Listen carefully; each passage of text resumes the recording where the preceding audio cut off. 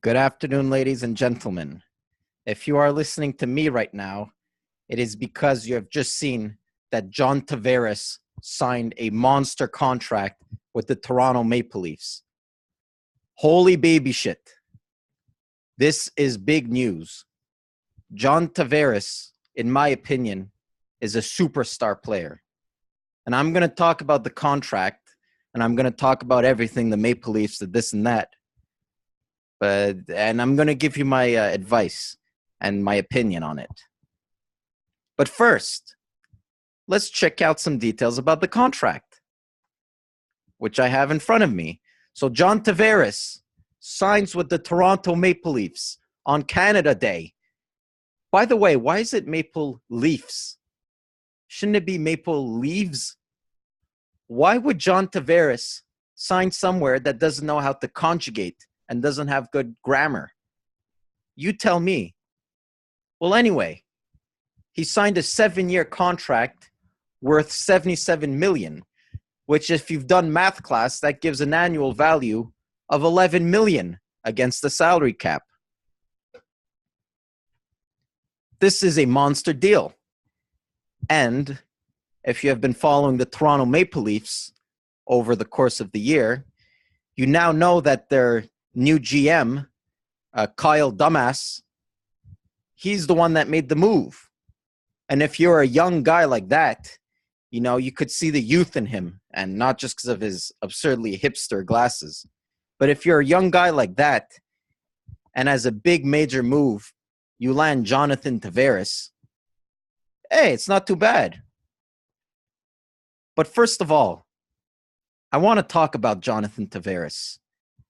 For those of you who were born under a rock or have short-term memory loss, which isn't a laughing matter, as a matter of fact, I'm going to explain to you who is John Tavares. John Tavares is one of my favorite players. In fact, I liked him so much, I purchased one of his bootleg counterfeit jerseys. That's how much I care for Jonathan Tavares. Jonathan Tavares is the type of players that makes players around him better. Just look at his line mates over the years. They have to thank him for the big contracts they've signed, whether it be Matt Molson, whether it be Kyle Okposo. Teams were just under the illusion they were good because they played with Jonathan Tavares, thus boosting their market value, making them sign that absurdly big contract that's biting them in the ass right now, especially Matt Molson. So I think high of Jonathan Tavares, as you can tell. He's one of my favorite players. If you've seen him at the 2010 World Junior Championships in Canada, he killed it for Canada. If you go rewatch that New Year's Eve game against the Americans, you'll see Jonathan Tavares on a whole different level. And plus, he's quiet. He seems coachable. He doesn't seem like he gets in trouble with the law or with the teammates or with anything. He's a quiet guy who's a good teammate and who's a good player. Everyone and their mom wants this player on their team. However, there are 31 teams. Only one team could get him, and it's the Toronto Maple Leafs. Now, why the Toronto Maple Leafs? You may have noticed I'm wearing a Montreal Canadiens jersey. Also counterfeit, also bootleg. Hey, I don't have that much money to spend. Hey. But why didn't he sign with the Canadiens? It would have made me so happy. He didn't even give them an interview. What is this? Is it our taxes? Is it you don't like French? What is it? Anyhow, so why did he choose the Maple Leafs? This is a pure and simple question to answer. He grew up in Mississauga. Every boy who grew up in Mississauga, it's their dream to play for the Toronto Maple Leafs, which is ironic because they've sucked since 67. The organization haven't won shit since 67. But Mr. John Tavares still wants to play with them. He wants to, wear the blue and white. So it's his childhood dream. And as you could see on his Twitter page, he posted a picture of him when he was younger sleeping in Toronto Maple Leafs bed sheets. So it was his dream ever since he was a kid to play with the Toronto Maple Leafs. Okay? So that's already going for him. What's the other thing going for him is that they have enough cap space, not the most cap space. And as we're going to see later, there's teams that were offering him even more, but they have enough cap space to offer him. Furthermore, they're a good team. They're a good freaking team. Hey, you got Austin Matthews, you got this guy, you got William Nylander, Mitch Marner. No one's talking about Mitch Marner because the beginning of his season sucked ass. But later on in the season, he was one of their better players. He really was. And he ended up with, what, almost 70 points? Around 70 points in that vicinity. The Toronto. And then they have Freddie Anderson in goals. Freddie Anderson is a great goalie. They're a great team. And yes, I find it funny that they've been out in the first round for the past 2 years, but they're still a good team on the rise. If you're a Toronto Maple Leafs fan, you're running in the streets naked right now because something great is happening. I'm not running in the street naked because I'm a Canadiens fan. So I'm inside crying with this jersey on, using it as a tissue, which is why it's getting all crusty, by the way, if you can tell. But furthermore, they got a good team. They got the salary cap.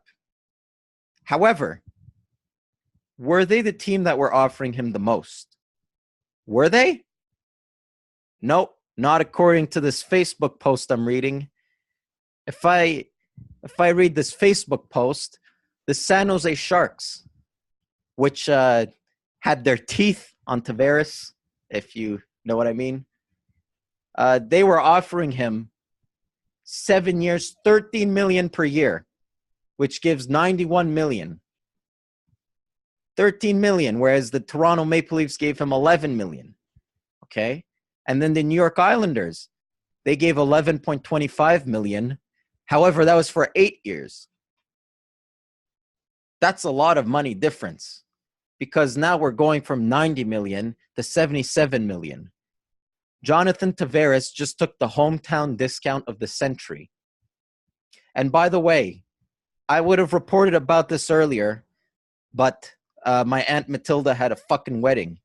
But now it's over, so fuck her. It's time to talk about hockey. So Tavares is a Toronto Maple Leafs. What does that mean? Does that mean next time he plays a game in the Islanders building, will they cheer him? Will they boo him? Well, it's ridiculous to think they're going to boo him. He was a great player for years and years and years for them. And they're probably going to give him one of those cheesy video montage with Rihanna or Katy Perry's Firework playing in the background and give him one of those montage and everyone's going to cry. And it's going to be a good feeling for a few minutes. Then Islanders fans are going to remember that their team is shit. But don't feel bad. My team is shit too. Will he get booed in San Jose? Could be. But no one shows up in the games in San Jose. So, no. Will he get booed in Montreal? Could be. But it's going to be a special kind of boo. It's going to be a French boo with a French accent. Like, boo. Every time he touches the puck. Boo. That would be awesome. I would start cheering if that happened. So, I think I touched most of the points. Oh, yeah. One last thing I wanted to say. Anyone who's grown up in Canada, like me, anyone, you can relate to what I'm about to say. Every time I open the goddamn TV onto TSN, they only talk about the Leafs. Every time I open Sportsnet, they only talk about the Leafs. I don't give a shit about the Leafs. Talk about them for 1 second and get to my team. You know? It's getting annoying. And all I could hear them now is them jizzing about Tavares coming to their team and whatever. Part of me, okay, part of me wants to see the Maple Leafs fail. Just because it'll be entertaining whenever I open the channel and TSN is all upset and Sportsnet is upset. That brings me to another point. The Leafs are in a win now mode. Because part of why this contract was extremely intelligent. Let me see if I can get the term. Give me a second. Oh, where is it? I can't find it. Well, what I was going to say is part of why this deal is extremely intelligent is because they paid Tavares like 15 million for the first couple of years or something like that. And then it drops all the way down to 7 later on. So what does that mean? That means that his contract is dropping when it's coming time to sign the players like Matthews, the players like Marner. This Kyle Dubas isn't that much of a dumbass when you think about it. Oh, here we go. So year 1, we got 15.25 million. Year 2 is 15.25. Year 3 is 11. Year 4 is 8. Then year 5 is 7. 6 is 7. And 7 is 7. If you get Tavares, and we don't know what might happen, he might drop off the face of the universe. 5 years by now, he might be a pimple on the face of the earth. And no one ever thinks of Tavares again. But if he continues to maintain that high level of play that we are used to seeing with Jonathan Tavares, and you pay $7 million for that, this contract is genius. Because now he can fit in Matthews' contract. He can better fit in Marner's contract. I don't know if they'll have the room for a player like Nylander. They're going to have to give up one of them. Because that's just too much in the salary cap era. But this is a very smart contract. My hat's off to Kyle Dubas. So that was my expert opinion on the Jonathan Tavares situation. Thank you so much for listening. My name is Mekamat. Please like, subscribe. Don't be afraid or shy to write a comment. I usually answer all of them. And I'll be making videos in the future. So have a good one and go run